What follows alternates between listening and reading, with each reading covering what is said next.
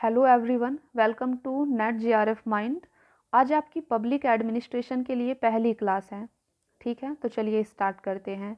Friends, class start करने से पहले मैं आपको एक चीज़ बता दूं कि हमारा जो नेट का एग्ज़ाम है वो 21 फरवरी से स्टार्ट हो रहा है।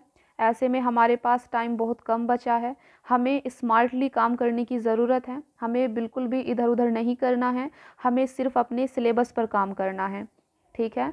आपको जो है, देखिए फ्रेंड्स, एक चीज़ जान लीजिए, किसी भी एग्ज़ाम को प्रिपेयर करने से पहले दो चीज़ें उसका ये मानकर चलिए कि फर्स्ट स्टेप होता है। ठीक है, सबसे पहले आपको उसका सिलेबस पता होना चाहिए। दूसरी चीज़ उसके पीवाईक्यू का मतलब होता है प्रीवियस ईयर क्वेश्चंस। ठीक है, उसका प्रीवियस ईयर में जो भी क्वेश्चन आया है उसको आप बार बार देखिए, सिलेबस को बार बार देखिए। ठीक है, ऐसा करने से क्या होता है, हमारी एक बाउंड्री सेट हो जाती है, हमारी एक सीमा निर्धारित हो जाती है कि हमें इस बाउंड्री के बाहर नहीं जाना है। ठीक है, पहले आप इतना काम करेंगे, फिर उसके बाद अगर टाइम बचता है तो हम कुछ इधर उधर देखते हैं। ठीक है, लेकिन सबसे पहले हमें सिलेबस पर काम करना होगा।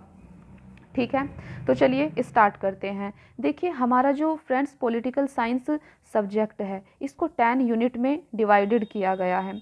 ठीक है, ये जो 10 यूनिट है ना, इनका आपको मेमोराइज होना चाहिए। अगर मैं आपसे पूछूं कि यूनिट 4 में क्या है, तो आपको पता होना चाहिए कि यूनिट 4 किससे रिलेटेड है। ठीक है, अगर मैं आपसे पूछती हूँ कि यूनिट 8 किससे रिलेटेड है, आपको पता होना चाहिए। सिलेबस पढ़ने का, देखने का, समझने का मतलब यही है ना कि आपको उसका एटलीस्ट जो एक हेडिंग है वो आपको मेमोराइज हो, याद हो। ठीक है, तभी आप उसके लिए काम कर पाएंगे अच्छे से। ठीक है, तो देखिए, जो पॉलिटिकल साइंस का सिलेबस है वो आपका 10 यूनिट में डिवाइडेड है। यूनिट 1 आपकी पॉलिटिकल थ्योरी से रिलेटेड है। यूनिट 2 आपकी पॉलिटिकल थॉट, यानी कि इसमें हमें वेस्टर्न थिंकर्स को पढ़ना होगा। ठीक है, यूनिट 3 आपकी इंडियन पॉलिटिकल थॉट से रिलेटेड है। इसमें आपको इंडियन थिंकर के बारे में देखना होगा। यूनिट 4 आपकी कंपेरेटिव पॉलिटिकल एनालिसिस से रिलेटेड है। ठीक है, यूनिट 5 आपकी इंटरनेशनल रिलेशन आईआर से रिलेटेड है। ठीक है, यूनिट 6 जो है आपकी, एक मिनट, देखिए, यूनिट 6 आपकी इंडियाज़ फॉरेन पॉलिसी से रिलेटेड है। Unit 7 political institutions in India, यानी कि आपकी जो पॉलिटी होती है ना, पॉलिटी सब्जेक्ट होता है, यूनिट 7 आपका उससे रिलेटेड है। उसमें वही सब टॉपिक होंगे, प्रेसिडेंट, प्राइम मिनिस्टर, पार्लियामेंट, ये सब टॉपिक यूनिट 7 में होंगे। ठीक है, यूनिट 8 आपकी पॉलिटिकल प्रोसेस इन इंडिया, इससे रिलेटेड है। ठीक है, और यूनिट 9 आपकी पब्लिक एडमिनिस्ट्रेशन से रिलेटेड है। तो जैसा कि मैंने आपको बताया कि मैं आपको यूनिट 9 पब्लिक एडमिनिस्ट्रेशन कराने वाली हूँ, और पब्लिक एडमिनिस्ट्रेशन के लिए आज हमारी पहली क्लास है। ठीक है, यूनिट 10 आपकी गवर्नेंस से रिलेटेड है। तो ये यूनिट 10, ये जो आपकी 10 यूनिट है, ये आपको मेमोराइज होनी चाहिए, याद कर लीजिए और फिर सिलेबस पर काम करिए। ठीक है, तो चलिए स्टार्ट करते हैं। तो जैसा कि मैंने आपको बताया कि हम पब्लिक एडमिनिस्ट्रेशन यूनिट 9 को कवर करेंगे। ठीक है, पूरा कवर करेंगे।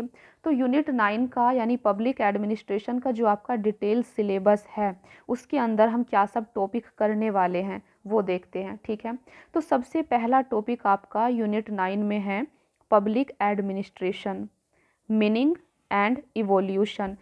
पब्लिक एंड प्राइवेट एडमिनिस्ट्रेशन, यानी कि जो आपका पब्लिक एडमिनिस्ट्रेशन है उसका मीनिंग क्या है, इवोल्यूशन, पब्लिक एडमिनिस्ट्रेशन का आपका विकास कैसे हुआ है। ठीक है, पब्लिक एंड प्राइवेट एडमिनिस्ट्रेशन में अंतर क्या होता है, आखिर ये क्या होता है। ठीक है, तो पहला टॉपिक हमारा मेनली यही होने वाला है।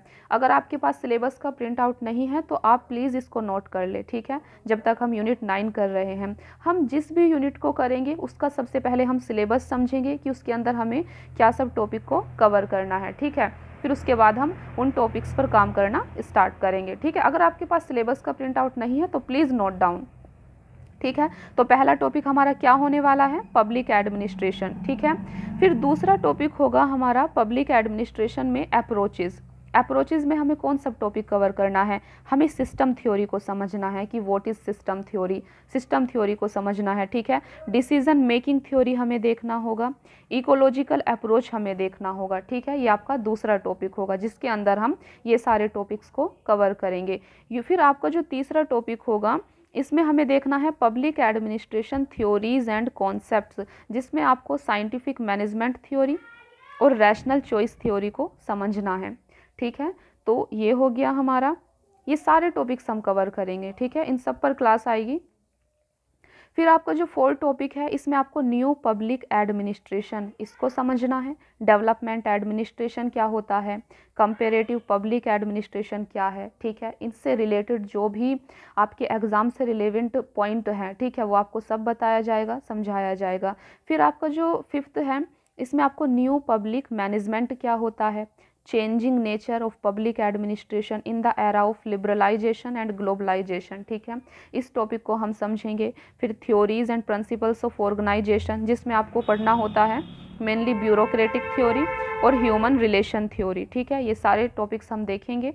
फिर आपका जो 7 है, managing the organisation, theories of leadership and motivation. ठीक है, ये टॉपिक हमें कवर करना होगा। ये सारे पब्लिक एडमिनिस्ट्रेशन के टॉपिक हैं, इसीलिए तो सिलेबस देखना ज़रूरी है ना, हमें पता चल रहा है कि हमें कौन कौन से टॉपिक पढ़ने हैं।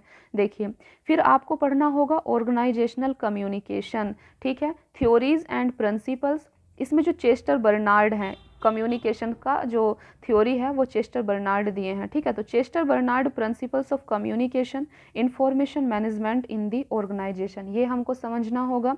फिर जो 9 टॉपिक आपका है, managing conflict in the organisation, Mary Parker Follett, इनके बारे में आपको पढ़ना होगा। ठीक है, फिर जो आपका है 10वां, मैनेजमेंट बाय ऑब्जेक्टिव्स, जो आपके पीटर ड्यूकर से रिलेटेड है, इनके बारे में हमें पढ़ना होगा। ठीक है, तो ये सारे टॉपिक्स जो हैं, ये पब्लिक एडमिनिस्ट्रेशन के टॉपिक्स हैं। ये डिटेल सिलेबस है आपकी यूनिट 9, ये सिर्फ आपकी यूनिट 9 है। इसी तरीके से आपकी हर यूनिट 1, 2, 3 सब के अंदर अपना एक सिलेबस है, डिफाइन सिलेबस है, जिसके बाहर आपको नहीं जाना है, सिर्फ इन पर काम करना है। ठीक है, अब देखिए स्मार्टली काम कैसे करना है। स्मार्टली काम हमें ऐसे करना है, जैसे कि आपका टॉपिक हो गया ना अप्रोचेज सिस्टम थ्योरी, हमें कुछ नहीं करना है, बस इसको समझ लेना है।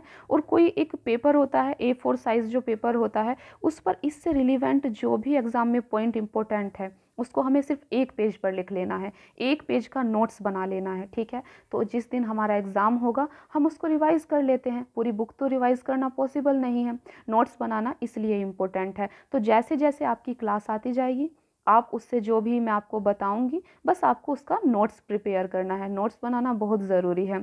ठीक है, तो आप बताना कि आपको ये क्लास कैसी लगी और आप और क्या चाहते हैं। ठीक है, तो थैंक यू।